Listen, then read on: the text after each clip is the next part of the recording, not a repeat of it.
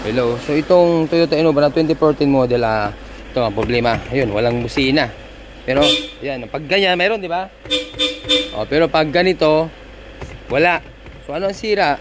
Yung lock spring. Kadalasan naging problem, lock spring pag ganyan na. Alright? So ito yung before. Ayan, oh, wala. Okay, papalitan natin ang lock spring yan. Watch this.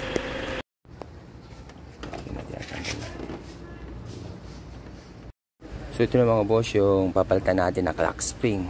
Okay, so ito na. So pag mag-index. So ito, yan yung kadalasan na nasira pag gano'n na nawawala yung busina. Okay, so yan, kakapitan natin yan. Alright, sakit. Tanggalin mo yung sakit. Oh, tanggalin mo yan. Surplus Japan yan eh, kaya may sakit pa eh.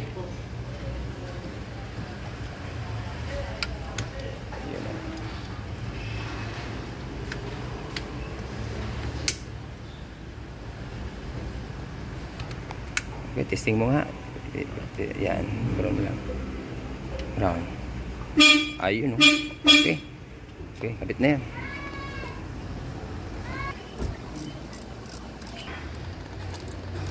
Start mo, Dex, start.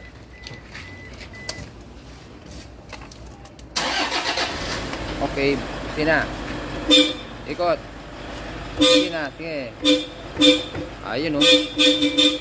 Oh, balik mo. Alright. So, yun na. Okay na sir. So, ito lang yung pinalitan natin.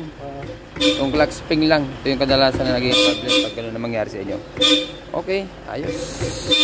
Ito na yung pinalitan natin, yung clock spring. Yun lang. Yung, minsan nawawala yung busina, sir, no? Ayan, testingin nyo nga, boss, kung okay sa alright na. Ayun, no? Okay. Ikot nyo para, ma-idea yung mga sige, busina. Ayun, no? Okay na, boss? Paano nyo nalaman itong peso natin, sir? Sa vlog mo, sa YouTube. Wow, maraming salamat kay... Medyo sikat ka na din eh. Wow, thank you sa tiwala, sir. Salamat.